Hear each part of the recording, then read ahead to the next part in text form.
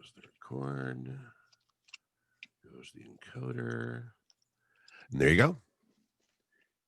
Sorry about the late start today, ladies and gentlemen, boys and girls. But of course, I'm an idiot and my phone died. So that means we have a little bit of a late start, but we're still going to talk about the finishing of the WWE draft on Monday Night Raw. Of course, the first SmackDown since the draft, where a lot of wrestlers addressed their splits, the New Day included. And we're going to talk about the upcoming Bound for Glory pay-per-view from Impact Wrestling happening this Saturday. And we're going to do all that and more this week on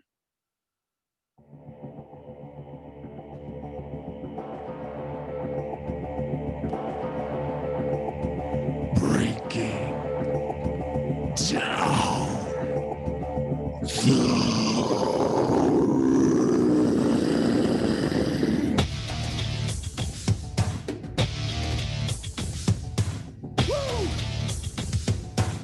You don't know what hard times are, Daddy. the cream rise to the top. Oh yeah.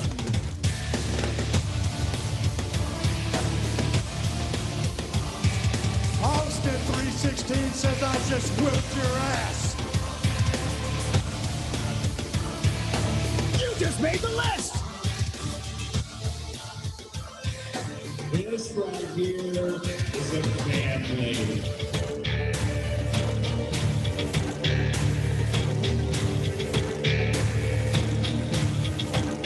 Hey, this is professional wrestler and professional podcaster Colt Boom Boom Cabana. My name is Killer Cross. This is The Smoke Show, Scarlett Bordeaux. What's up, guys? The F Machine, Brian Cage. This is Ryan from Pro Wrestling Tees. Sadly, you are not listening to The Art of Wrestling, but you made a decent choice because you're listening. You are now listening to... And you're listening And you're listening to You listen to Breaking Down the Ring. Breaking Down the Ring. Breaking Down the Ring. Breaking Down the Ring. Breaking Down the Ring. Bring it down. Oh, it's true.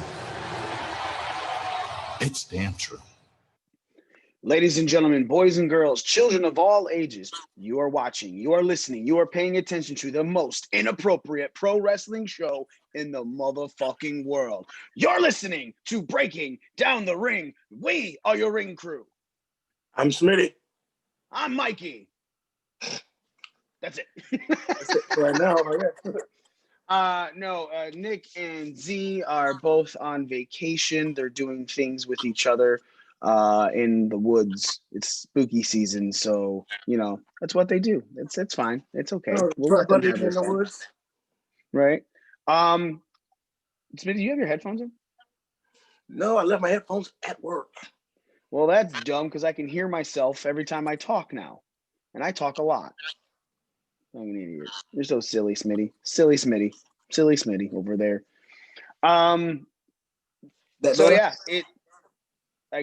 Whatever, man. Just turn it down a little bit. Just enough so you can only hear it, not me. We got some shit to talk about, obviously, this week. However, the first thing I want to talk about is our brand new intro. If you listened, you could tell normally it sounded very similar to the Undisputed Era's music for like the last about year, I want to say. Now it is the old ECW theme music. Smitty, you're a huge ECW mark. What did you think? What do you think about it, bruh? At first, I thought, so we're going to have our own season premiere with a new intro. But I'm a huge, like you said, I'm a huge ECW mark, so I really enjoyed it. For me, it was a real good throwback of the music. Yeah. So I was really excited about it. That was my whole point of it, man. It was just, we do so many different things. We do the show every week, and everyone has world premieres and season premieres and stuff like that. But we got like a new ring crew member with Walt officially joining. And I was just, scrolling through again, if you guys want to know where I got the music from, because it's copyright free. I got it from the Adam Massacre YouTube page. So go check out Adam Massacre on YouTube. Definitely amazing, because I think it's Mr. Adam Massacre is the actual page title. The whole thing about that is, I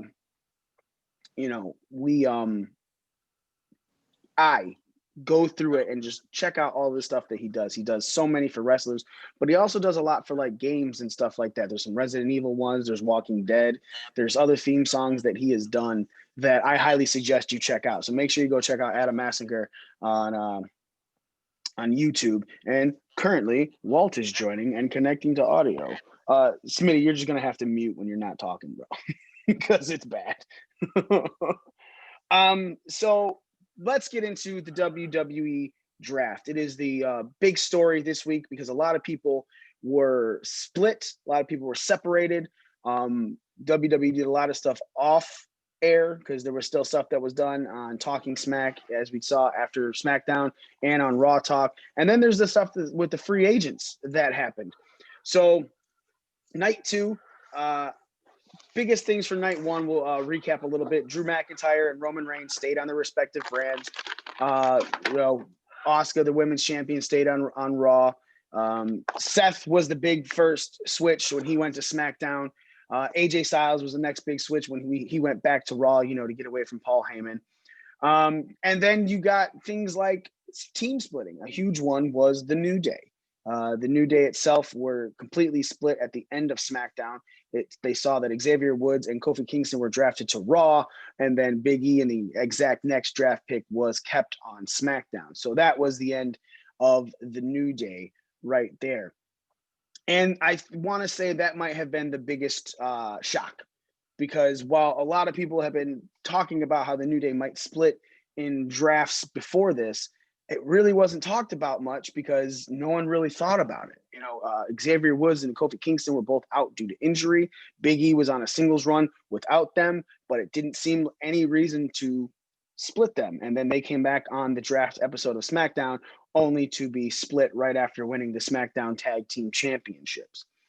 So night 2 started on Raw, and right off the bat, there was a major shift with the Fiend, Bray Wyatt, being drafted number 1 on Raw, and he goes from SmackDown to Raw.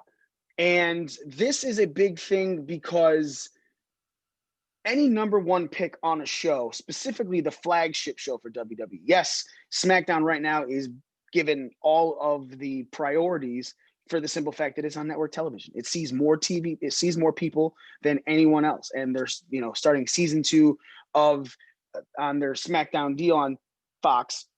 So it's the priority show, but Raw is the flagship show. Raw is the baby of Vince McMahon. It was the staple, obviously, with the Monday Night Wars because it's Monday Night Raw. So to have the Fiend go number 1 and be pulled from SmackDown to Raw is a very significant point in the Fiend. It shows that there is backing behind what is going on with this gimmick. Smitty, what are your thoughts on the Fiend going number 1 and moving to Raw? I think the Fiend's one of the biggest draws in the company right now. So him move, like you said, Raw's the flagship. That's what's his baby. If he wants one of the biggest attractions over there, that's what's going to happen. I just hope they don't pull a rug from under them like they've been doing over the last year. When they draft somebody number 1, though, it does not seem like it's a situation of pulling something under somebody's rug. I said, I hope they don't, as they've kind of been doing over the last year or so. It's not like they haven't had a history of pulling the rug from under Bray Wyatt when he's got something going. Yeah, but they've never publicly shown any major support either. Him going number 1 on Raw from SmackDown to Raw is a major pump up for the character from backstage perspective, because you don't do that. You don't do a number 1. Like the number 1 and 2 draft picks on SmackDown were the champions. The third one was Asuka, who's the Raw Women's Champion, right? So you kind of, yes, they're up there. Obviously, they feel like there's a good run with these people by having the title on them. But they're also the first 2 to get drafted no matter what because they're champions. And then Seth Rollins, I believe, was the first to be drafted that wasn't a champion. Yeah, because it's Drew, Roman, Asuka, then Seth Rollins was the 4th pick and wasn't a champion. So therefore, Seth is a guy that they're really going with, right? So to have Bray Wyatt, who is not a champion, go before Bayley, who they're obviously putting money in, right? That has to be a little bit more of a rub to Bray Wyatt. So more likely it's not going to be a situation where they pull the rug from under him, because it seems like they're invested in him because they made him a feature right off the bat on Raw. Even before their current champion, who is phenomenal, Bayley. He went before Bayley. But you just want to sit there worried because it's WWE and you hate giving any positive feedback for WWE. No, like I said at first, I just hope they don't do what they've done to him in the past. Do I think the potential for him to be a bigger star than he is? Is it they're on Raw? Yes, it is. Like I said, it's a flagship show. This is where Vince believes all the bread and butter really comes from. Mm-hmm. And I will say, putting him on Raw is a real smart idea because it's 3 hours, so it's not like you're fitting him in somewhere. It is something that you can run with and have a featured part throughout it. Walt, what are your thoughts on Bray going number one and going from SmackDown to Raw? I like it. I mean, for me, it doesn't really matter which brand he's on, but I think it's kind of a smart move because now you kind of keep Bray Fiend away from Roman Reigns for a bit now. Like you don't have to rush back into that, and then when Roman wins, you won't have the marks like Smitty complaining that they're just buried him again. So we get to get away from that. Also, I mean the angle they're going with him right now with him and Alexa is going really strong, and it kind of looks like maybe they're going to enter something with Andrade. Possibly, but I mean, I don't last I saw, he wasn't drafted anywhere, right? Yeah, he's still technically a free agent. Mm-hmm. Yeah, so I mean, that could be something. I mean, overall though, I like the move. I mean, and also it gives just a little bit more star power to Raw, which I feel like it was kind of lacking. Raw was very top heavy, but the further down the card you kind of go, you don't really have anyone else that's really going to draw you in or make you want to sit and watch for 3 hours. Now with Bray Wyatt there, you have that. You have something else outside of what's going on with Drew McIntyre and Randy Orton. Mm-hmm. And look, let's be very honest. Because of the Drew McIntyre Randy Orton thing, you're probably going to not see the Fiend touch the title picture, the main title picture, for a little bit anyway.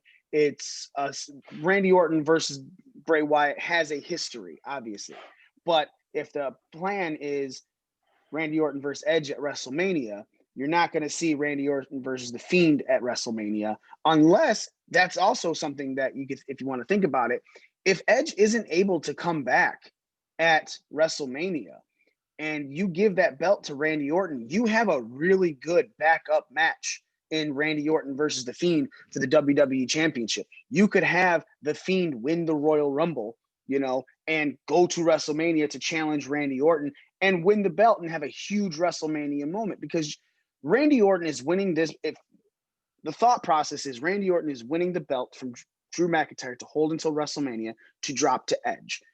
The only change would be to drop to The Fiend. It's a good backup plan. It is something that they should follow through with, especially given The Fiend's popularity. Smitty, what are your thoughts on that being your B? The A plan is Orton versus Edge, give it to Edge at Mania.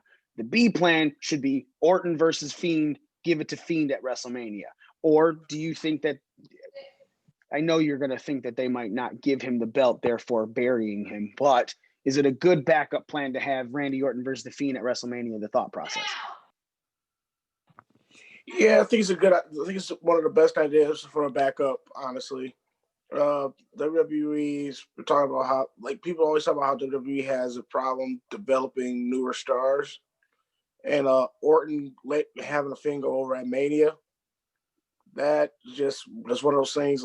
Also, it's also you also look at it as you can build a star like Wyatt dropped to Orton a couple of years ago at Mania, so this would be them coming full circle. Mm-hmm. Now, the other crazy thing about this is Randy Orton versus The Fiend is a backup plan for the possible COVID stuff that is going on here in America and obviously in Canada. Edge lives in Canada. with Beth Phoenix. Beth Phoenix hasn't been seen on NXT television because she is in Canada. She's been doing all of her broadcasting from home, and there's a stand-in sitting next to Vic Joseph on the one side of him, just like there's a stand-in for Wade Barrett. I almost called him by his shoot name, Stu Bennett. On NXT television. Yes, we still have the commentators, but they can do that from home. Edge was there for Mania, obviously, a little bit afterwards. Then he got injured.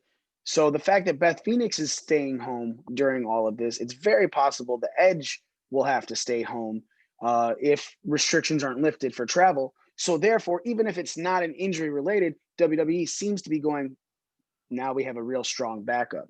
Well, are you hoping if obviously Orton versus Edge is your top billing for WrestleMania, right? Even if they do Roman versus The Rock on the SmackDown side, which is also being talked about, but Orton versus Edge is obviously a huge thing. What do you think about Orton versus The Fiend? Is it a smart backup plan to have? Sorry, I'm fixing the toilet right now. That's okay. Plungers. Oh, okay. All Hi, right. Katie. She can't hear you, but yeah. I know. I don't want to see Orton versus The Fiend because then that means it won't be Edge and Orton like I want it to be. So no, I don't want that to happen. Well, no, that's what I'm saying. But I'm saying, do you think it's a smart backup plan? Obviously, the top draw is Orton Edge. That's what we want. That's what everyone wants. But COVID, injury, there's a lot of at stake with getting Edge from Canada down to California, Florida, wherever the fuck they choose to do WrestleMania. So is it a smart idea and a good idea for this Fiend backup? I mean, it is. It is a good idea. That is a good backup plan for Orton versus Fiend. I mean, I don't think they'll do that. Just for the simple fact, I mean, I guess unless they turn Orton babyface or just turn the Fiend babyface or something, but you're gonna have a heel versus heel main event at WrestleMania. I don't see that really happening.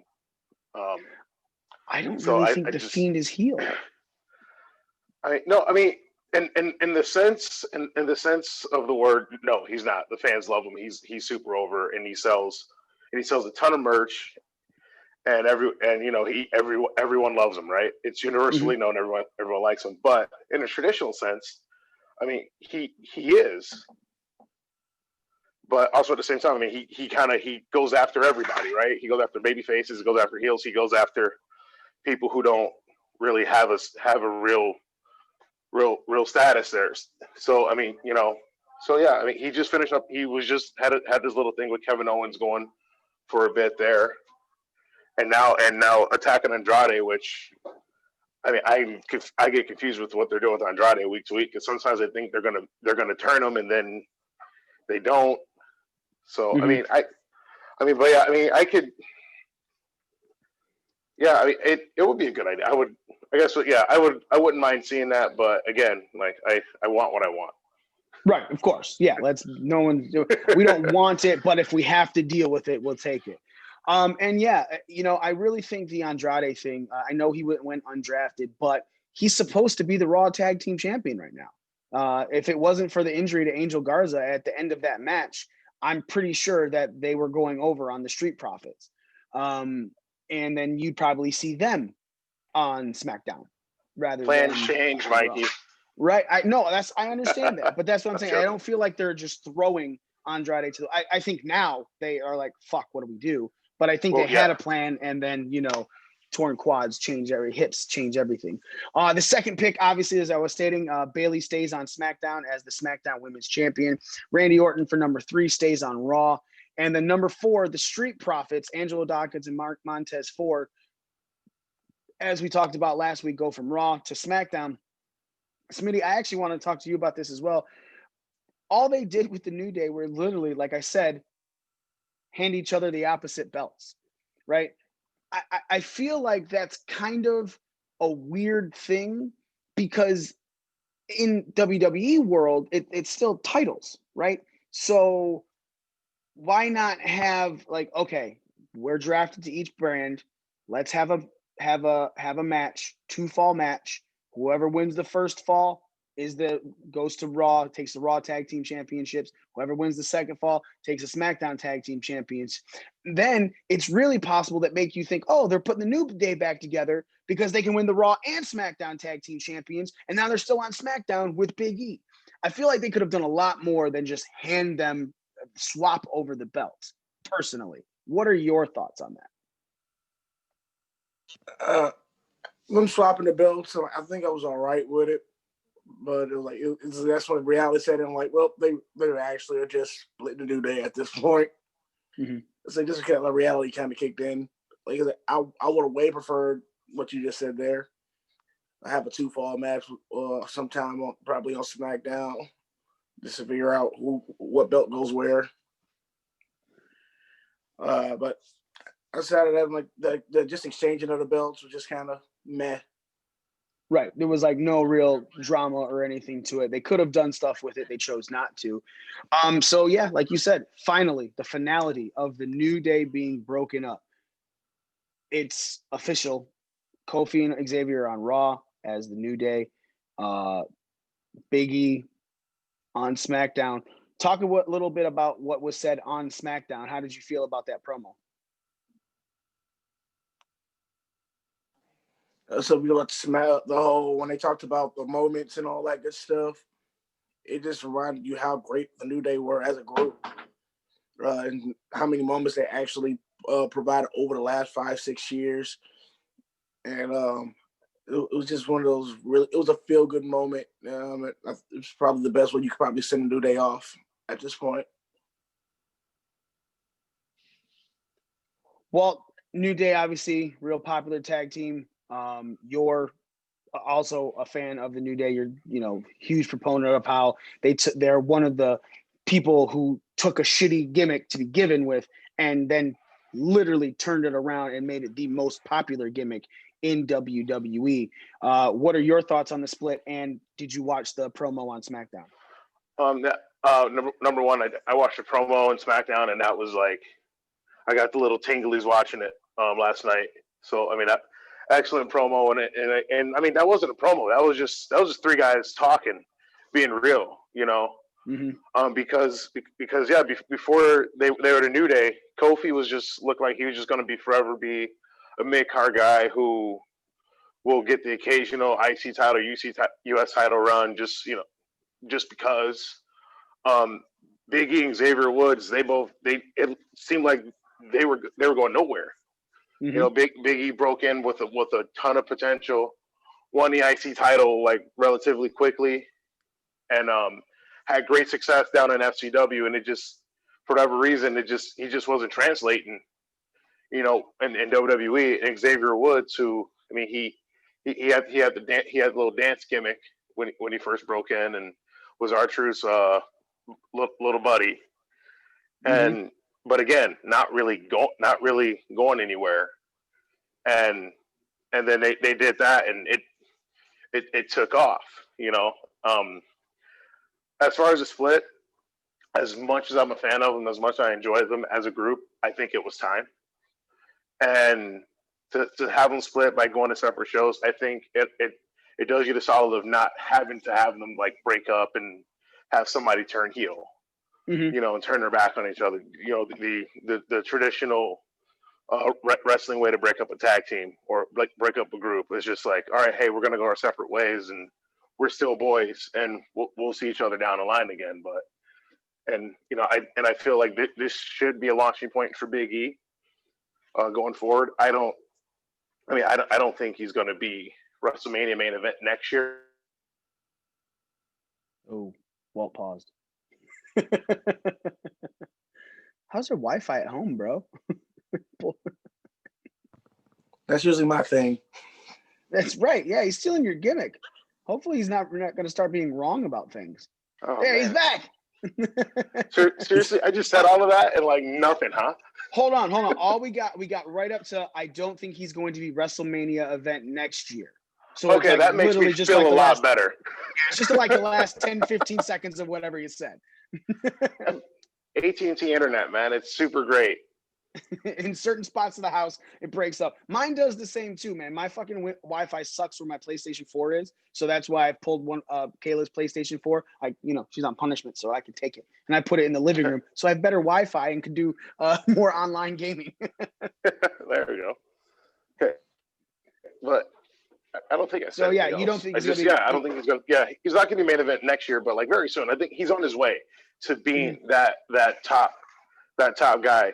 You know, I mean, and also work with New Day. His promo ability got 20 times better than what it was when he first started. And that's what you got to be able to talk if you're going to be the guy, and he can do that.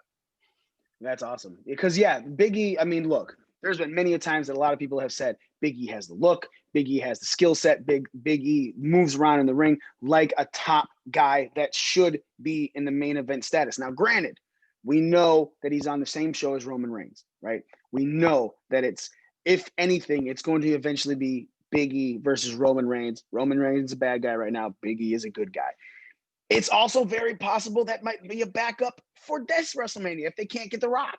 You could see Roman versus Big E, but the problem with that is you get Roman and Big E at this one, it is very likely, way more likely, that Big E loses to Roman Reigns than The Fiend losing to Randy Orton.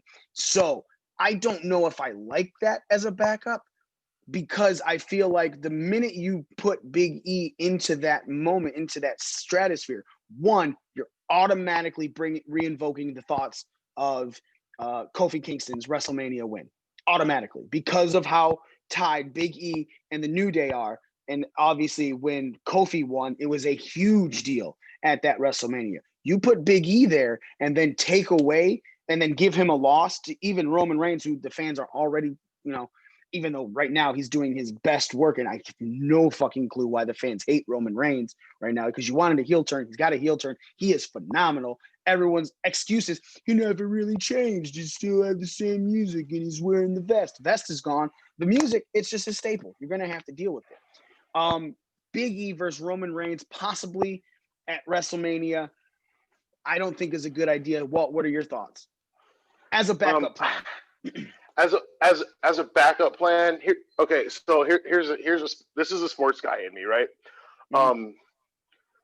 So with every champion in every sport, you go through heartbreak first, right? You have to have the heartbreak. You get to the big stage, but you don't win, and that just motivates you, and then that tells a story for the next year. Take for instance the Tampa Bay Lightning, who are the Stanley Cup champions. Last year, they had heartbreak.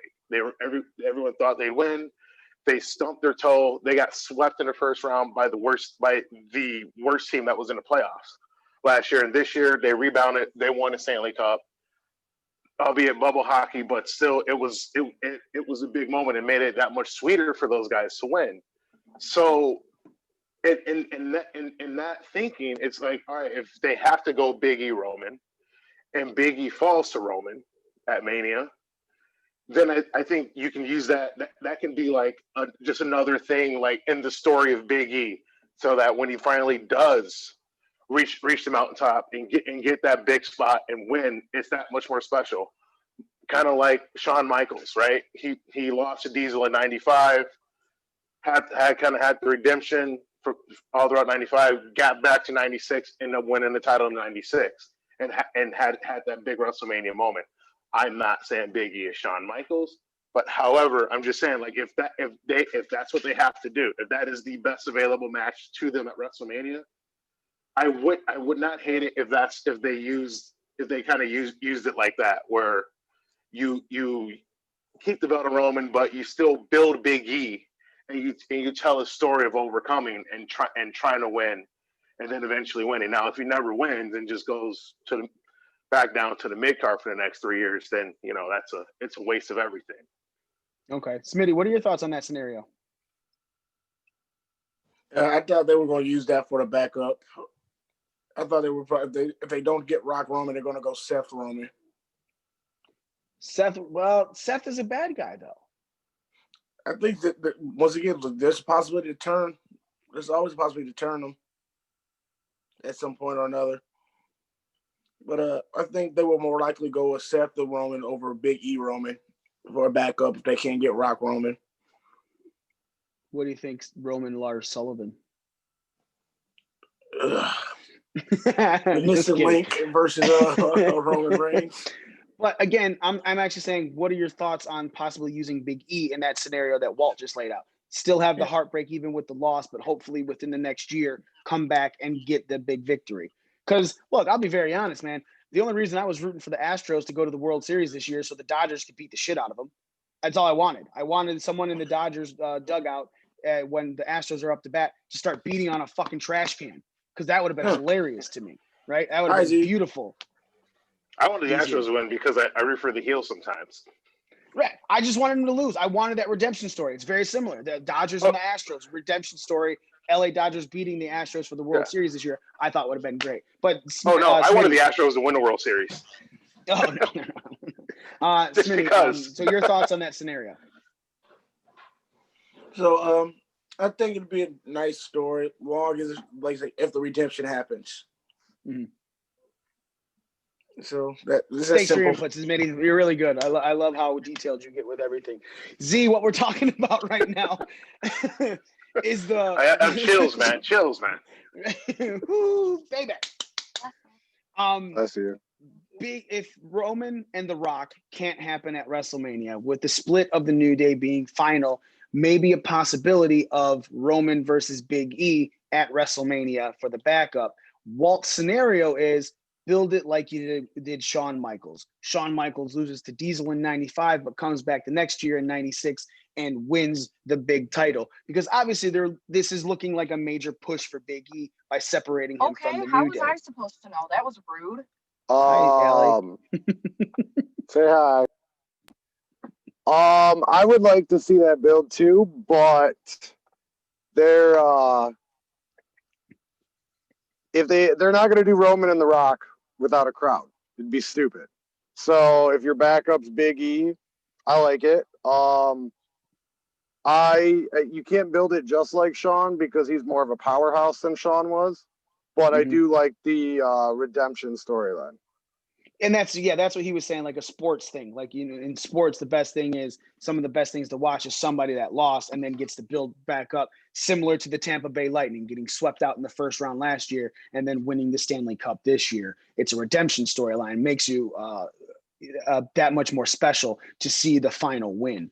I'm not sure I'm totally happy about it. I understand the redemption storyline, but not to play Smitty here, it does not seem like when WWE goes into these long-term storylines with things like this, they're more for the person that they have more favor in, that being Roman Reigns right now.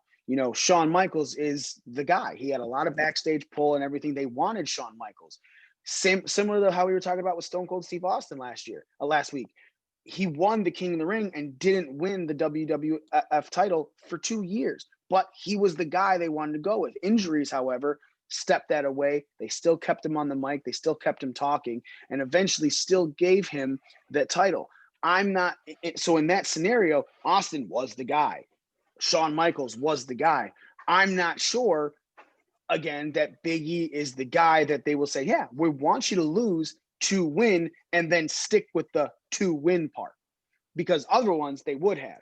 So me personally, while I do also love the scenario that Walt played out, I am not would not be thinking this is a smart backup. Now, Smitty, you bringing up Seth Rollins is a good backup plan because they'll never be low on Seth Rollins, ever. They love Seth Rollins, at least for now, right? The look of it is, so even if Seth Rollins loses to Roman at Mania, it's still Seth will be floating around the top hierarchy of the card. Very possible. Number 5 of the draft, the last one for round 1 was Charlotte Flair. She stays on Raw. Braun Strowman kicks off round 2 at pick number 6, and he goes from SmackDown to Raw. Daniel Bryan, the B+ player, stays on SmackDown.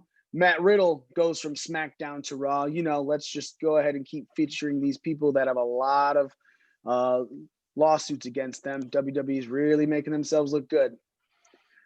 Kevin Owens is number 9 pick. He goes from Raw to SmackDown, then shared a private tweet with him and Sami Zayn about how they're back together again. He goes, remember we made a whole crowd stand on their feet with this. So I'm going to lead in with this one. This one will take a break from the draft and we'll talk on this. Sami Zayn currently is on a remarkable run as the Intercontinental Champion on SmackDown. It is spectacular.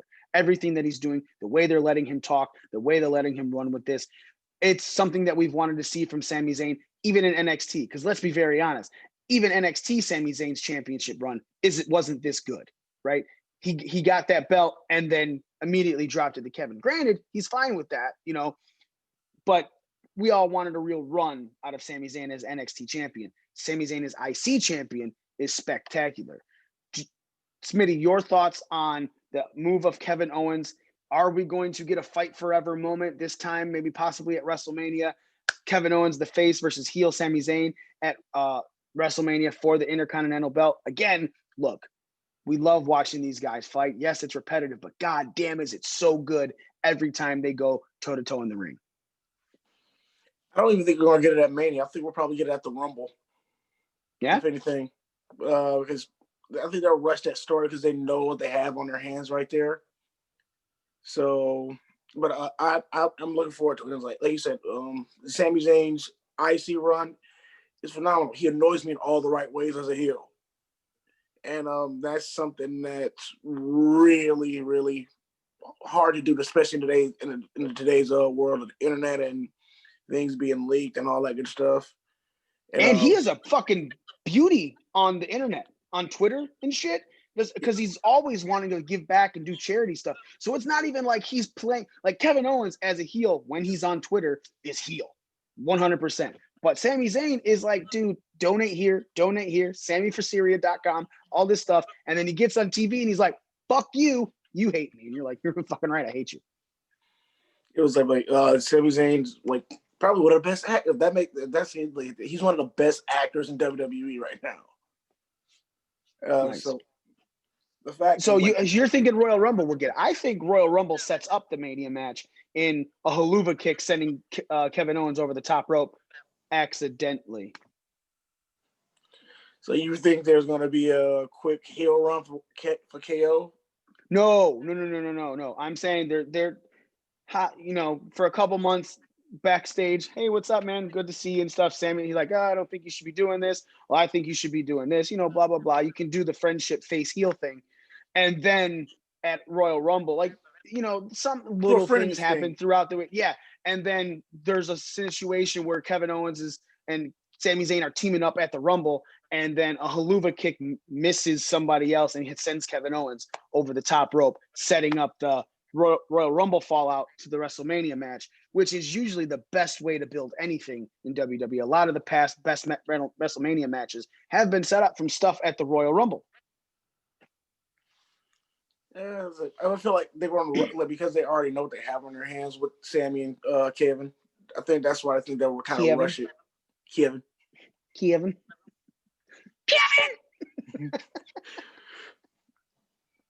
So that makes sense. Actually, all right, let's move on with this draft. Next, Jeff Hardy moves from SmackDown to Raw to finish out round 2. Round 3 kicks off with Retribution staying on Raw, that being Mustafa Ali, T-Bar, Mace, Slapjack, and Reckoning. Then Lars Sullivan and all of his anger towards whatever the fuck he's angry at stays on SmackDown. Again, another guy featured in the draft. And you'd be that angry too if you're that ugly. It's with the lisp. You can't even talk. Hey, we're gonna put you on a show you can't even say properly. Where are you going? SmackDown. Up next, Keith Lee, 13 pick, stays on Raw. King Corbin stays on SmackDown. Alexa Bliss moves from SmackDown to Raw, further keeping her and Bray Wyatt together. Elias makes a surprise return and goes from SmackDown to Raw. Let's talk about this. Elias was set to have a really good push come Mania time and then just decided to be injured as fuck for the last year. Are we still high on Elias? Or are we hoping that he kind of goes away, Walt? Well, Jeff Hardy hit him with a damn car because he got drunk, that damn Jeff Hardy. It's true. I love Elias.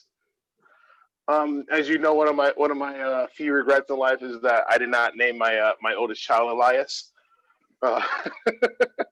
Instead, he's a Wyatt. Yeah, he's a Wyatt. But I feel like with Elias, he's had a lot of start stops. You know, it's been he'll get a good push, and he's featured. I mean, he was featured out of a 2-hour show on SmackDown before he got hurt. I mean, he was on there 3-4 times, you know, and even when he was on Raw, 3-hour show, he's on there 4 or 5 times, you know, every show, like whether he's like not ever really wrestling. I mean, I legitimately cannot remember the last time I saw Elias in a wrestling match. Like, I've been racking my brain trying to think the last right. Mania. I mean, it's like, was it Mania? Yeah. Okay. Yeah. So like, I mean, but he's a guy who, I mean, I say it a lot, but like, he doesn't need a title to get over. He just gets over with that guitar, and he plays his role perfectly. No matter heel or baby, when he's a baby face for 2.5 months. You always go back to him in Seattle, man, with Kevin Owens. Oh my God, those boos! That was wonderful. Yeah, he's like, so I hope that they get something for him so he can maintain and just be involved in storylines and have a good storyline. It looks like he's going to have something going on with Jeff Hardy because he knocked the hell out of him with that guitar when he popped up. So I'm hoping that they can do something together with him. But other than that, yeah, I mean, I love Elias, and I hope that this run now that he's back from injury, that it goes well for him, and that he can stay healthy and get the push that I think he deserves, and frankly, I think a lot of people would like to see. Well, here's the crazy thing about him attacking Jeff Hardy for being hit with the car. Remember, it wasn't Jeff Hardy driving that car. It was Sheamus, who subsequently been drafted to Raw. And Sheamus was setting up Jeff Hardy, drove the car, and then, you know, fucking covered him in liquor, threw the liquor in the car and stuff to make it look like Jeff Hardy was driving that car. But we found out that Sheamus. So Elias coming back as a heel to attack Jeff Hardy seems kind of weird to me, especially when the storyline played out that Jeff wasn't driving the car. So are they kind of... But you're not supposed to remember that. Look, revisionist history, I understand that's all WWE does. But I do remember that. A lot of people remember that. And so therefore, maybe this sort of plays into Elias coming back because he still thinks Jeff Hardy did it. And then eventually Jeff's like, no, man, look at the video package, man. And then, because, you know, he's really Southern draw. Smitty, your thoughts on Elias coming back? Happy or fuck, man? Come on, dude. Let's just be done with him already. I've been big on Elias since he came up, since his call up. Like we all said, like when he was in NXT, there was really nothing that was interesting. I hated him in NXT. That's what you getting to my point. Is that we none of us were really big on him on NXT, but since he's come up to that's not really big is way different than I hated him in NXT. I did not want anything to do with Elias. That's not being big on him. I'm not really big on. I'm trying to think of someone I'm not really big on. Lars Sullivan. Hate him too. I'm okay. Angel Garza? Really, I don't know. Yeah, Angel Garza. I'm not like whatever, man. Like it's a whatever thing. I don't think you're gonna do much. Maybe you will. Probably you won't. You know, I'm not big on Angel Garza. Elias, I hate it. Absolutely. Like not in a boo, you're a heel kind of way. In a man, what the fuck are you even doing in this sport kind of way? So not big on him. Definitely over exaggerating how much I liked him. But we've all said, like, since he's come up to Raw, SmackDown, whatnot, it's been like complete 180. It's been a complete 360. Like we've enjoyed almost everything he does, whether he's a heel or a face. So I'm kind of actually excited to see where they go with this for right now. Fair. So, okay. I'm giving it a chance. As you said, holy shit, Smitty's giving something a chance in WWE because we all know it stands for Walk with Elias. All right, Sami Zayn is the next draft pick, number 17 on Raw, staying on SmackDown. Lacey Evans then goes from SmackDown to Raw. Cesaro and Shinsuke Nakamura stay on SmackDown. Sheamus, as we mentioned earlier, SmackDown. Hey, can I say something real quick? Yeah. Just real quick on Sami Zayn. Smitty said he thinks Sami Zayn is one of the best actors. Sami Zayn isn't acting. Like he is 100% himself. Like that is how he is in real life. He is just going out there being himself. And like, cause I've heard interviews with him. Like the first interview I ever heard with him, he was on Talk Is Jericho a few years ago, and Sami Zayn was a babyface in the company at that time. And I just remember walking away from an interview going, I want to punch you in the face. Like I just want to punch you in the face. So I get why you and Kevin Owens are friends. But yeah, no, he's not acting. I just wanted to put that out there. All right. So yeah, Sheamus goes from SmackDown to Raw. Nikki Cross goes from SmackDown to Raw as well, further entangling her with Alexa Bliss and whatever the fuck is going on.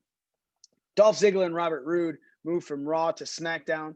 R-Truth, your 24/7 champion, stays on Raw. I want to stop and talk about this, not that it's a major thing, but I had said something that if you really wanted to build Retribution as a major team, a major force, you could do something with Mustafa Ali to where he won the 24/7 championship. Therefore, he could be on SmackDown and Raw, and he can have divisions of Retribution. If you really want to destroy WWE, you'd have both shows, right? So Mustafa Ali being able to float between SmackDown and Raw with Retribution members on both, destroying pieces of the show, that'd be fucking great. I would love that kind of idea. It makes all kinds of sense in the world, but they didn't do it. Not to say they can't do it still, right? But with the draft, you could have done something like that. Him win the 24/7 championship after certain members were drafted to Raw and then other members were drafted to SmackDown. Ali wins 24/7 championship. He runs Retribution all over both. I would have loved to see something like that because I think that would have been a really good arc to build more heat on Retribution. That's just a me thing. Up next is the Apollo Crews goes from Raw to SmackDown, effectively taking him away from the United States Championship and all the things going on with the Hurt business. We'll sit here on Apollo Crews for a second. Smitty, are you kind of hoping that now he goes up against Sami Zayn for the IC title since he was doing so well? I loved his little bit of run on Raw in the mid card right there. Do you think it's a smart idea to put him up with Sami Zayn? I think it's one of the best things you can do. Also, take him away from the Hurt business. I think I mentioned it last week, like about the alignment of the Hurt business right now. So that's kind of like maybe we can get some an actual answer about the alignment of the Hurt business. Are they heels? Are they faces? Because like during Raw, they'll go and pound on Ricochet, and they were pounding on Ricochet and Apollo like heels. But then when Retribution came out, all of a sudden they turned off face. Yes. So pulling Apollo away from that scenario actually may clarify some stuff with that.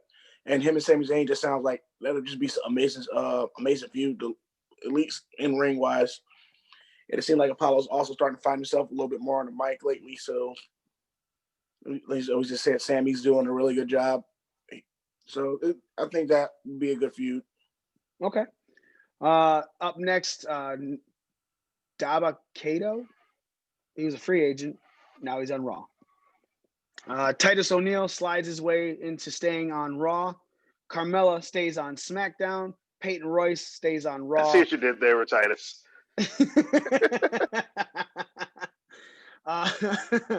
Aleister Black is your next big move and shocker at the end of the draft. Not the final draft, but the second to last pick. Aleister Black goes from Raw to SmackDown. Possibly keeping up with the whole him and Kevin Owens thing right now. They're both on SmackDown. Walt, what are your thoughts right there with Aleister Black? Because it's like they wanted to push him and then they didn't because he got injured, and then they tried to figure out a way to separate his new character, do something different. What are your thoughts? I like this sort of reinvention of Aleister Black that they're going through right now, because his character, even at NXT, he never felt like he should have been a face. You know, he always felt like, to me, he should be a really aggressive type heel, and that's what we're seeing out of him right now with the Kevin Owens thing. Is that that based off of SmackDown this week, it looks like they are going to keep going with that storyline. So I mean, I like Aleister Black. I liked him in NXT. I think he can be a really good new Dolph Ziggler. Just kind of you can put him in with anybody and just try to make it work. And kind of walking back a little bit, going back to Apollo Crews. In the last few months, his character's finally taken off. And I've always kind of felt with Apollo Crews, the biggest issue for him is when he came up to the main roster, nobody really knew who he was, because even when he was at NXT, he wasn't at NXT for very long. No, he was just starting to get going in NXT when they pulled him away. And then they pulled him away, bumped him up, and it's like no one really knew what to make of him and who he was. So I think that kind of played a role in kind of like keeping him back a little bit. And now that he's gotten more screen time and he's got gotten more comfortable with the WWE style and working matches, and also getting better. He's not great, but he's getting better on the mic. I think it's going to do a world of good for him. I really thought. Oh, AT&T Internet.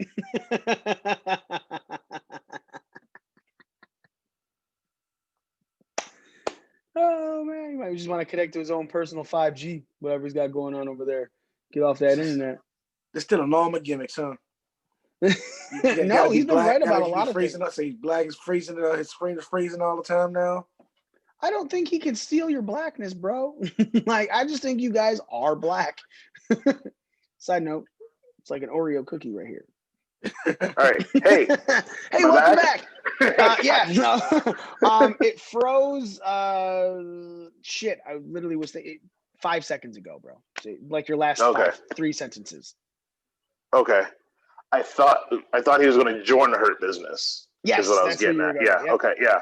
And which I think it could have served well for him, but at the same time, I feel like that's the easy way out for him too. Like, I would just turn him heel and put him in a group, and then you get lazy. Then you can get lazy booking. I mean, I think it would have been great for him personally, because, like you had stated earlier, he's good on the mic, but he's not. You know, he's all right on the mic, right? You go and you put him with MVP, you get him more promo time, you get him more promo skills, just like we were talking about with Big E and the New Day. You put him with two people that could talk really well, you're going to get better. And you put him with MVP, he's only going to see how MVP works and how the nuances of the promo, and then become even better. I would have loved to see that, give him a little of a heel run, and then him going, nah, just fucking, go face.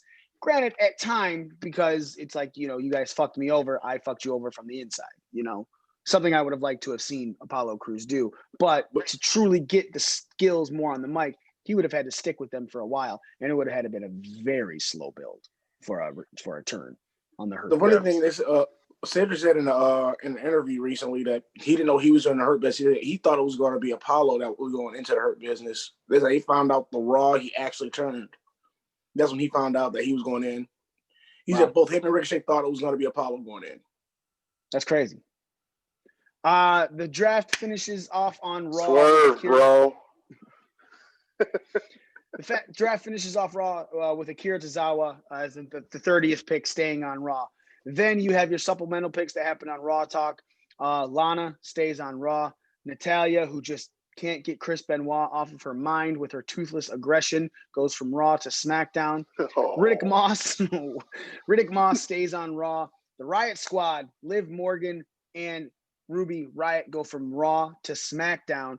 And then Arturo Ruas goes from NXT to Raw.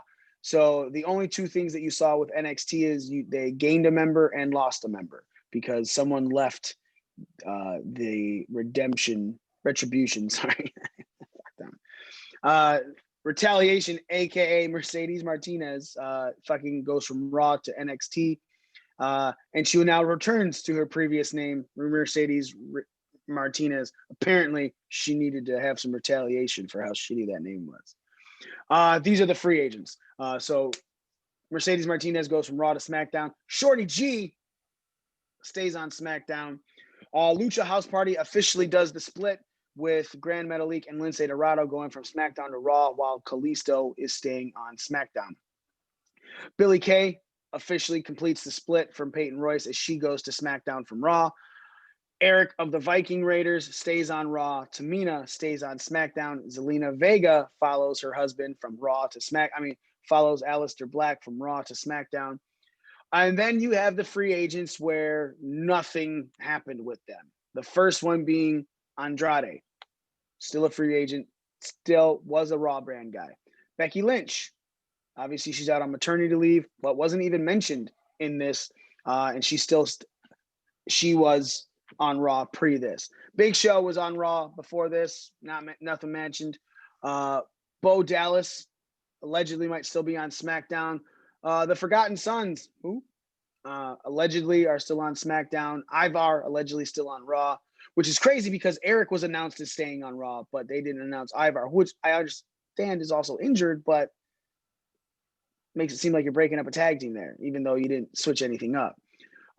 Jimmy Uso obviously is not mentioned, but allegedly still on SmackDown. Jinder Mahal was a Raw guy before this. Kane was a SmackDown guy. Maurice was a SmackDown girl. Mickey James was a Raw girl, and Mojo Rawley was a SmackDown guy. These are all the free agents that have not been given a spot or a place to go. I guess you could say the most notable one, even though Becky Lynch is on this, is Andrade, because he's the one who's been featured week to week to week to week. And you're kind of just hoping they do something with him. Is there anyone else that sticks out a little bit more to you, Smitty, that you kind of wish they would have thrown a bone to? Bone. Not really, because the only person I can think, like Andrade, Lisa, you just mentioned it. Andrade's been a weekly feature on Raw, and just for him not to have a home at this point is just kind of, I feel like that's just. I think he's staying with Charlotte. Huh? I think he's staying with Charlotte. No, I mean, like, you know, his home. He lives in Charlotte's house. Probably can't afford anything right now. He's not really making that money. He moved into Charlotte's place. But you saying that, yeah, he'll probably end up staying on Raw. Yeah, I mean, yeah, if Charlotte's there, they usually don't split up the couples. They seem like a real serious couple because it's not like they're not posting about shit on social media all the time. So it's very possible that he just stays to Raw. So that's it. Overall draft.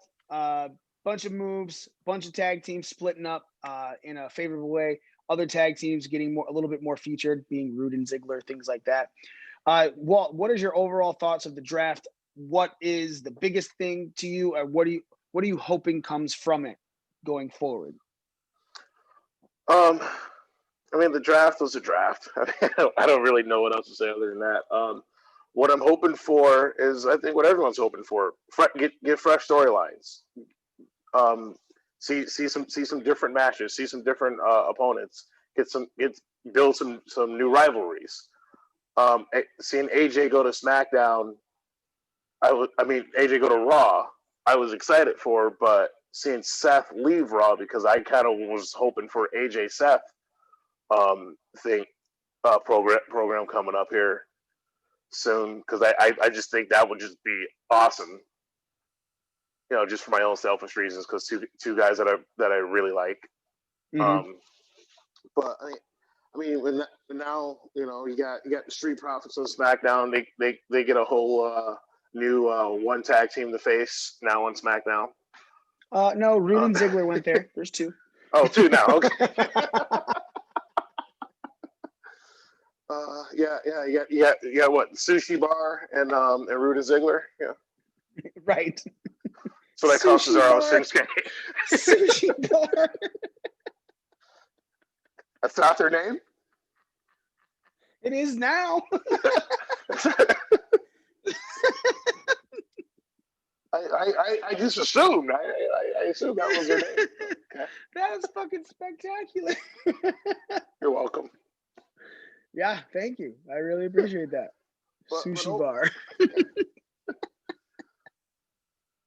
But overall, I mean, it's, you know, I don't think we're really gonna. I think they're gonna finish up, wrap up all the rivalries, all the people who followed each other show to show. Hopefully, they wrap those things up in the next month or so. At least by the time Hell in a Cell is over, because you know now you have a chance to see something different. You know, I don't need to see Seth Rollins versus the Mysterio family again, you know, for the 85th time. Like, it was cool, but now it's like, all right, let's move on to something different now. I'm all right with the 85th time because that definitely means the next thing is 86. We can go with Fair enough. Smitty, your overall thoughts on the draft, what you're hoping to see out of this, and obviously what do you think is one of the biggest takeaways from it? It's great. Like I said, the first thing that comes to mind is how much Vince hates tag teams. He only broke up two. No. Say New Day, Lucha House Party, Heavy Machinery. Oh yeah, three. Possibly the Viking Raiders with the fact that one's on. There's no fucking way that team's breaking up. I wish they would have confirmed it, but I'd highly doubt that team's breaking up. You broke up a lot of tag team, like solid tag teams that been like around. Heavy Machinery, though, I'll be very honest, I'm okay with the split up, right? Because Otis is your Money in the Bank winner. Otis is someone that they want to feature, and you could tell that he wants to feature him because Vince is constantly shooting. The reports are Vince is constantly shooting down ideas of taking that briefcase off of Otis. That's one of the reasons that Miz and Morrison ended up on Raw, and Otis stayed on SmackDown. Mm-hmm. Yeah, like I said, they want to keep that briefcase on him, so that's smart. So, what I hope to see is a strong build on the May card on both shows. I also said something earlier, like how Raw was super top heavy, but the May card was lacking. And you got on SmackDown, you got your points and you got your points and moments where the May card shines through on SmackDown more so than Raw. But having a strong mid card helps bring us a strong top card. Okay. In the long run. So agreed. Very much agreed with that. So let's go on to Impact Wrestling's Bound for Glory pay-per-view. This is one of the last things we're going to talk about. It's coming up this Saturday. Obviously, we're filming this show. We can hear you, Walt.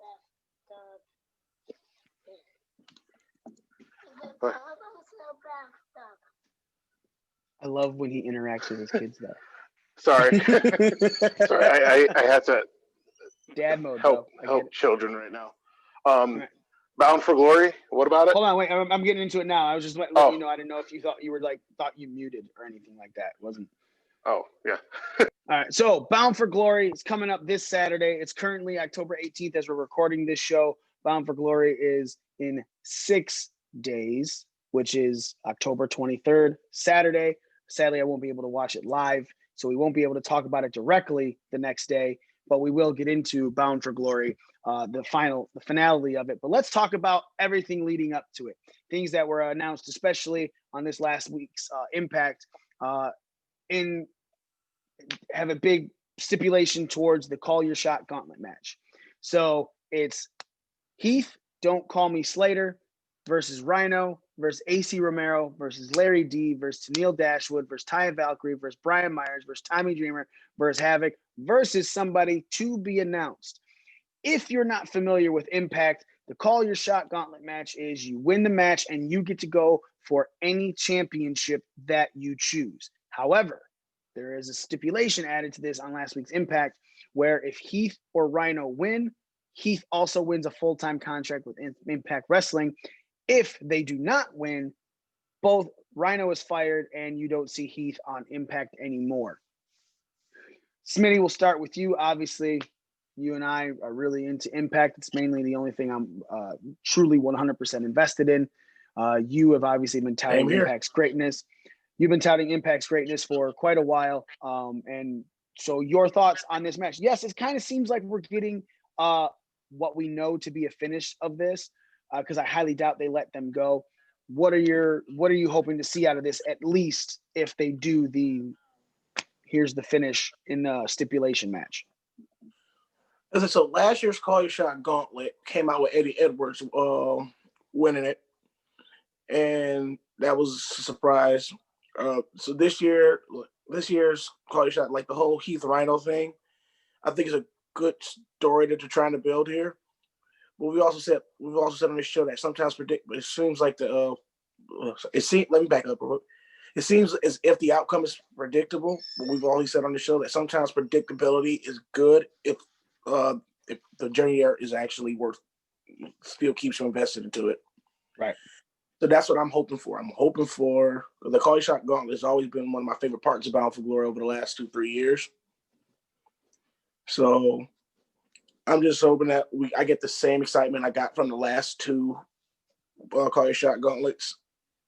So even if Heath or Rhino win this, and let's say most likely they do, they're probably going for the tag team titles, right? Like this is a team. This is their, I believe currently, if you're going for the independent scene, they're currently the XICW, a Michigan Independent Professional Wrestling League. They're currently the tag team champions here. Obviously Rhino being a Michigan guy, they're, Big Daddy's Boatyard and stuff like that. And he's doing a wrestling show here that's why I brought up Big Daddy's Boatyard, because that's where they're doing the wrestling show. I think IWR, I would love to be right on that because I feel like I'm right. If not, someone will fact check me. And so therefore, keeping them as a team, obviously they've been a team. They've been tag team champions on WWE television. Side note, before I go any further, I'm no longer ever going to make fun of announcer saying that somebody is a tag team or IC championship rather than champion, because I fuck it up all the time and I make fun of them. So I see the problem. It happens.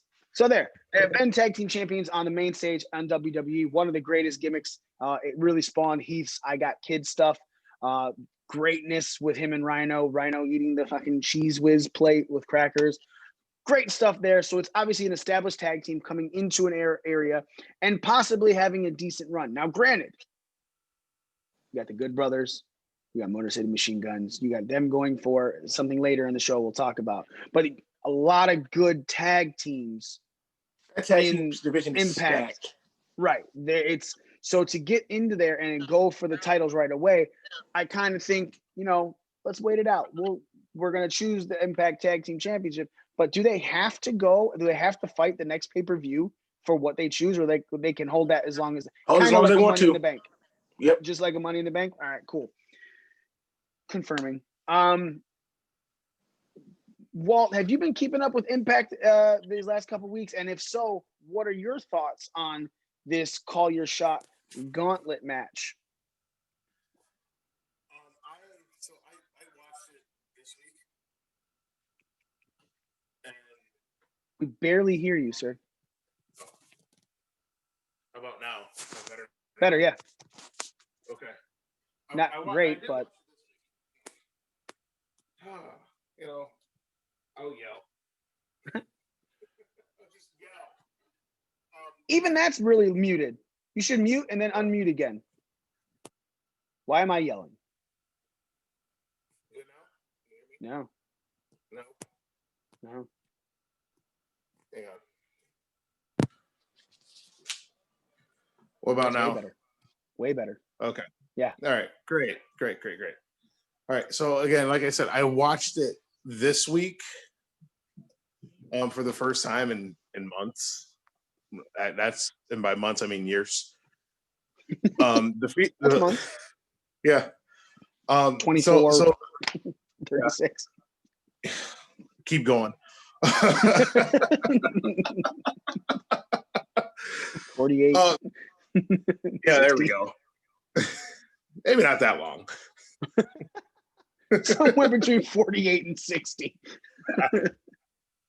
Give or take. but I like the call your shot gauntlet. It's just like their feast or famine gimmick they used to run before, and that was like well before the Money in the Bank too that they did, which you got a briefcase, but the twist was you got the briefcase. You didn't know if you had a title shot or you got fired. So Yeah, I always feast thought or fired, not feast or famine. Feast or whatever. You know what the fuck I meant. Jeez. Now the people at home may not know. Okay, feast or fired then. Jesus fucking Christ. Mute yourself. Thank you. JFC. But I do like that as I did like that as a twist, but yeah, now with the whole like if Heath Slater doesn't win, you know, he doesn't get a contract and Rhino's fired, it's like, well, that does feel predictable, but maybe it won't be. I mean, TNA, one thing I will say about TNA, at least from back when I used to watch it, when you thought you knew exactly what they were going to do, a lot of times they would go the other way. So so that they very well could. I mean, and also it's wrestling, right? You're fired doesn't mean you're not going to show up again. You know, because remember John Cena got fired by the Nexus a few years ago, and he was there every week. Every week. So I mean, you know. But yeah, I like TNA. TNA, thumbs up. You're good in my book. What about Impact? Same, yeah, whatever, man. Right, TNA, Impact, Global Force. Fucking, yeah. Yeah, it's Global Force Wrestling now. Yeah, fucking Raw. They go through more name changes than Gold Dust. Right. Eddie Edwards versus Ken Shamrock is with Ken Shamrock with Sami Callihan for a singles match. Smitty, your thoughts on this one? I'm kind of interested in this one because there was this whole thing. Usually around this time, they do like Impact has their that one person that goes into their Hall of Fame. That's been kind of put on the back burner because of COVID and whatnot. And it was confirmed that the person that was supposed to be inducting Ken Shamrock this year was supposed to be Dwayne Johnson. Mm-hmm. So, but also, like, I'm a big fan of Eddie Edwards and Ken Shamrock. Ken Shamrock at damn near 60 is in phenomenal shape and is still putting on pretty good matches. So Sami Callihan is like one of the best heels in the business today. Eddie Edwards is a good babyface. This match is going to be one of those matches. I think they'll probably want to start the show, and I'm looking forward to it in general. Yeah, you think so? You think this is the kicker? If it's not the gauntlet, it'll be this one. Okay. EC3 versus Moose. Obviously, this has been building for a little bit with EC3. His return attacking Moose, who was your TNA heavyweight champion. This is just a regular singles match. What are your thoughts on this one, Smitty?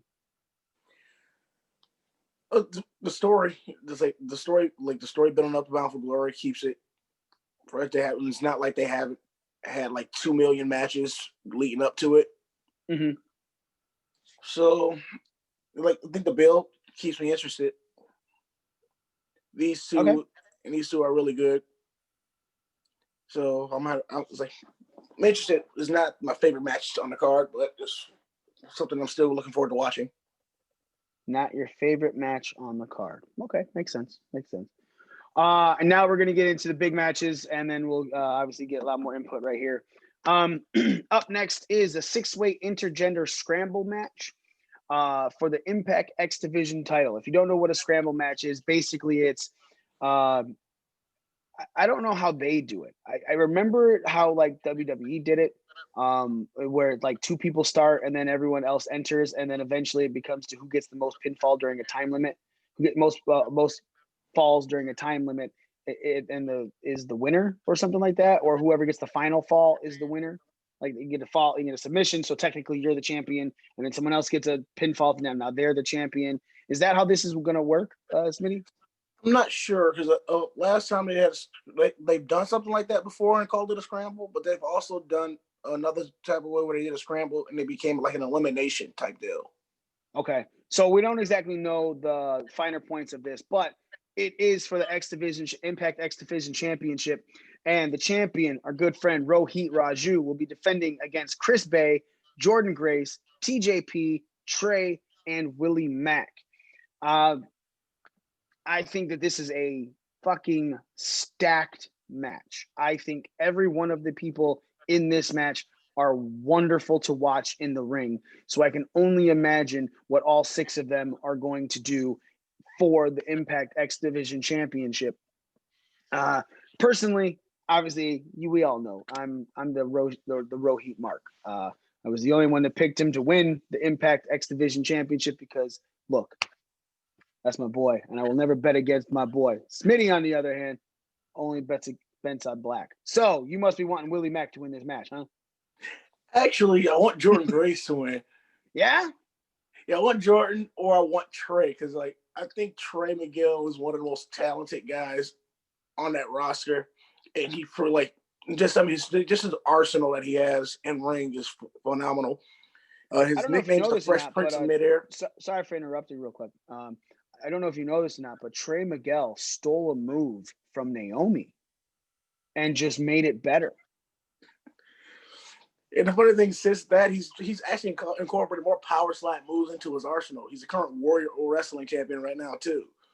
All right. So he's he not only does he do a power slide destroyer, he has a power slide stunner, and now he also has a power slide tornado DDT in his arsenal as well. Look at him being all awesome. So you want Jordan Grace to win this match. Do you think that this could possibly steal match of the night? I know we got some really good ones coming up.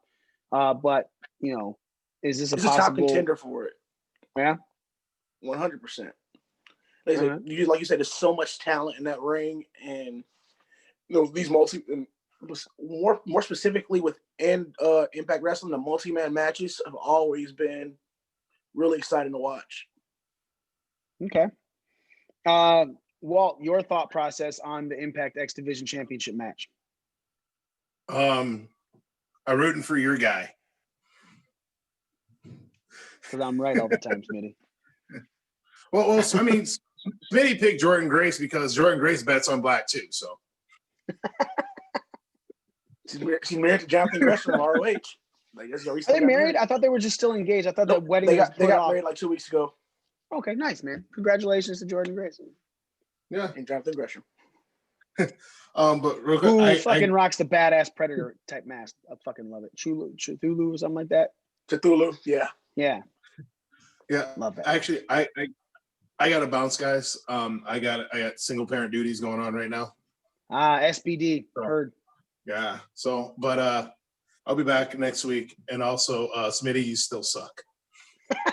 Still better than you. You suck better than him? Well, yeah, of course. Whoa. Yeah, still better than you. No, he said you still suck. And you go, still better than you. All right. I guess your response is, yes, I suck and better than you. Hang your hat on that, bud. Make that a t-shirt. Yes, I suck better than you. I'll even put it in like Kurt Angle colors. So it's like a WWE shirt, but it's a Smitty shirt. Similar to the ones you're wearing right now. All right. Up next, 4-way tag team match for the Impact World Tag Team Championship. The Motor City Machine Guns are your champions, Alex Shelley and Chris Sabian, and the Good Brothers, Doc Gallows and Carl Anderson, versus the North of Ethan Page and Josh Alexander, and versus Ace Austin and Madman Fulton. Smitty, we see the titles change hands? Yeah, I really do think we're going to see the titles change hands because I really feel like because of the name value of the Good Brothers, Impact is going to try to build the tag team division around them. But I don't think the Guns get pinned, though. Oh, of course not.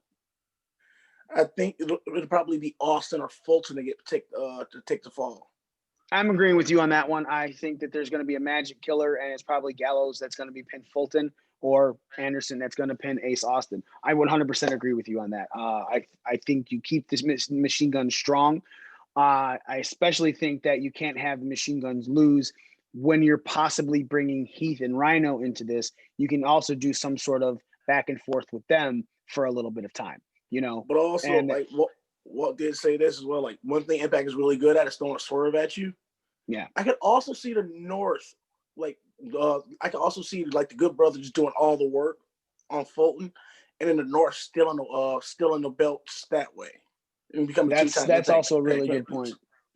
Yeah, 100%. But that's one of the things where you have a really good tag division, and everybody can build a momentum from week to week to week. Like one week you'll have the Guns win a match, or the next week you'll have the North win a match, and you'll have the Good Brothers win. Like it's like nobody's like, even though every now and again somebody's maybe taking a pin, the momentum has been shifting from week to week during the build of this match, right? Which gives it unpredictability. And I say the only team I can see not winning this match is Austin and Fulton. But once again, you have been swerved before and stuff like this, right? Yeah, especially if you're again. Like the real thought process of this one is you're thinking most likely Good Brothers take this belt. And then if you're building the entire card and stuff, you have Heath and Rhino who are down there who want the tag titles. It's also very possible. Austin and Fulton could win, and then the tag team, they cash in their tag team title, and then they go over and they're able to be the tag team champions in Impact, right? And then eventually down the line, you see the Good Brothers or someone take it, because technically the Good Brothers don't need belts on their behind them, right? You can do that with Heath. Yeah, right. You can do that with Heath and Rhino, build up some a little bit of credibility there with them, and still the Good Brothers can eventually take those belts. They don't need them at this pay-per-view, but at the same time, Bound for Glory is their big one, if I'm not mistaken. Yep. Right. This is a WrestleMania. Yeah, Bound for Glory is a big one. Slammiversary is their SummerSlam. Yeah, so it's very big, building big cards with big finishes and big moments. Good Brothers taking those belts seems like a, for lack of a better term, good idea. Deonna Purrazzo versus Kylie Ray for the Impact Knockouts Championship. This one I am real mixed on who could take it. I think Purrazzo is an amazing person to keep with this belt, but Kylie Ray built herself up really well during the house, Wrestle House. Yeah, Wrestle House. I thought she did great in there. Okay, so quick side note about Wrestle House. I love the fact that everybody involved in Wrestle House is still inside some type of story that's keeping them relevant. Mm-hmm. And they're all still being heavily featured on Impact. Right. So you use something that brought in a lot of people to put a lot of exposure on all of these people. And these people are still on. They weren't just let go. Right. It's not like, oh, Wrestle House is over, we're not thinking about you anymore. We're still using you. So yes, I agree with that. Very good point, because there's so many times that companies will bring people in and then you're like, I'm really involved in this. And then they're gone, So, but Kylie Ray built herself up really well in Wrestle House at a prominent feature. So either way this could go, I don't think I'd be mad about it. This is one that's going to be really tough for me to pick. Smitty, what are your thoughts on this match? I think this is a sleeper. Well, this is a sleeper match here. Like, this is going to be the one that's going to probably surprise everybody. Like we said, also when Deonna versus Jordan Grace, when Deonna first won the title, it was kind of a sleeper. Yeah. It was one of those sleeper matches that ended up being probably the best match on that card at Slammiversary. Sorry, I just fucking with my hair because I have it. I agree. This could surprise a lot of people with how good this match is. But again, what's crazy that's crazy to think about that we would even say is the Impact Women's match surprisingly might be a top tier one on the card. Why are we still saying that about Impact's women's division? Impact's women's division has been better since before WWE revolutionized it, right? Impact is doing it with Gail Kim and all of them way back in the day. It is not new that Impact Wrestling's women's division is the top division, is the top women's division. I'm sorry. I love NXT women's division, but I still think Impact has the division. It is still the standard bearer.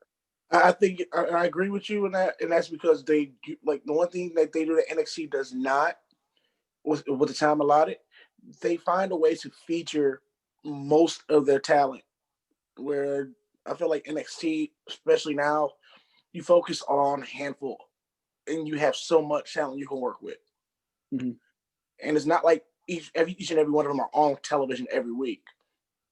So there'll be a week where you don't see the champ, you don't see Peraza, or there'll be a week you don't see Kylie Ray, or you don't see Taya or Rosemary.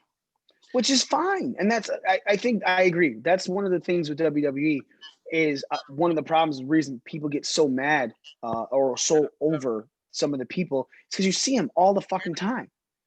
Give them a break. Give them a week off. We don't need it. You know what I'm saying? I liked the whole thing that they did with Roman and Jay, where Roman was in the back cutting a promo, right? He wasn't on the screen. It was good. But give them a break. Take time away. Make someone want to see somebody, you know?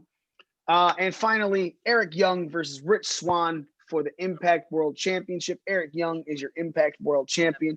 Rich Swann obviously trying to get his comeuppance from the title match where he was taken out by his knee from Eric Young.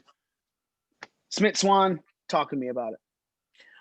Beautiful build. Like the Rich Swann story in general has just been phenomenal. It drew me in. I actually thought Rich was done after the whole leg thing at Slammiversary. Mm-hmm. Came out to announce his retirement. So it was a part of that story Bernie brought you in. And then what Eric Young has done in such a short time of being back, it's just a proof of how much of a talent how much of his talent was being wasted over in WWE. So because in such a short time, he has made himself one of the best heels probably out there right now. Not the best, probably one of the best since he's been back to Impact. I just recently rewatched Victory Road. With him and Eddie Edwards had their rematch, and just watching Eric Young do his thing and then watching Rich Swann do his thing. I don't think these two ever actually met in a ring anywhere else, so this is going to be interesting to watch. I would love to see Rich Swann win and get the title, but I wouldn't be mad if Eric Young retained either. So that's what I'm thinking about this. I hope this kind of gets a wonky finish. I rarely like that at your biggest show, right? I'm usually, my thought process is whatever the fuck you got going on should finish at the biggest show to move on. But this is one where it's like the build is so good for it that a wonky finish at the end of it, I'd be okay with to see bring down the road. You know, it just makes sense to me for some reason to keep this story going. So therefore you can still see more of the story that they have built to continue building. You know, some of the best books, some of the best movies, some of the best television shows have a great second act to it or a sequel, you know, that comes in and able to do something. Sometimes you don't want that. You don't need that second one. You know, Anchorman didn't need a second one. It was a great beginning. Star Wars, amazing second one. Godfather, amazing second one. You know, granted, it's also really difficult to have the second be better or as good as the first. And obviously, I just used two scenarios that it blew the first one away. Oh, yeah. But I'm not asking for that. Greatest Star Wars film of all time. I'm not asking for you to blow me away this in the second act, the second run of this. I just want something that keeps this going on a high level, which Impact does very well with everything. Like we said, like Smitty said earlier, they are great at featuring things. They are great at making you want more of what you're seeing to keep it going. So therefore, I would not mind a wonky finish here because I just feel very confident in how Impact builds its roster and everything like that. Okay, one quick question. This question to you for you. How do you feel about seeing Scott D'Amore on TV a little bit more? I'm all right with it. You know, it's not something that I expected. I don't feel like it is. I don't feel like it's a rip on anything. like, you know, like I don't feel like this is a Mr. McMahon character or stuff like that. But I feel like when you're going through what you're going through with COVID and all of this stuff, you kind of need that character there. You know what I'm saying? I don't want it to build into a storyline like that, but I understand why you're doing it right now because it makes sense, right? Especially if you're bringing in all this talent. You know what I'm saying? Because it's not like, and I could be wrong. Please forgive me. I haven't watched. Did not watch Tuesdays. I've been so busy this week with work schedule and everything like that. But as far as I know, it's just basically with the Heath and Rhino stuff, right?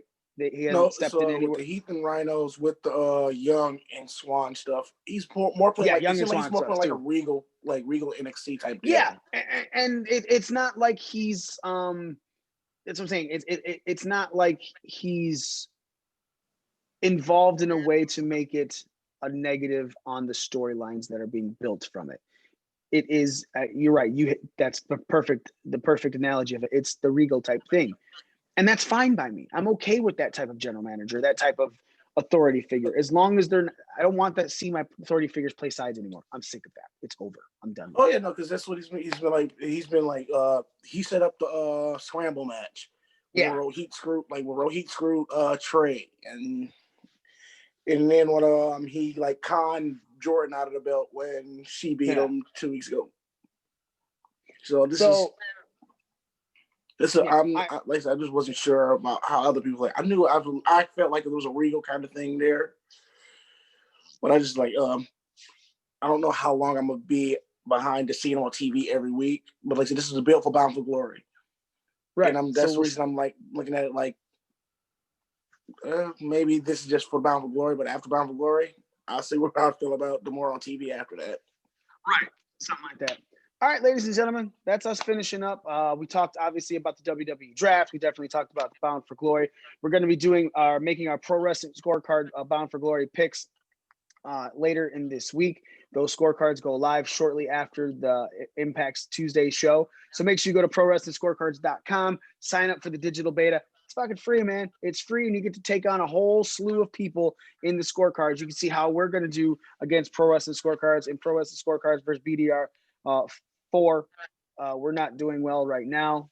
Smitty sucks. You do realize every time we do this, I make a giant comeback, right? Look, man, you're not Justin Verlander. It's not Kate Upton. I don't really care about how giant your comeback is. That's all I'm saying. Ladies and gentlemen, thank you so much for watching. We really appreciate it. We'll talk to you later. We are your ring crew. I'm Smitty. I'm Mikey. Thank you so much. We are out.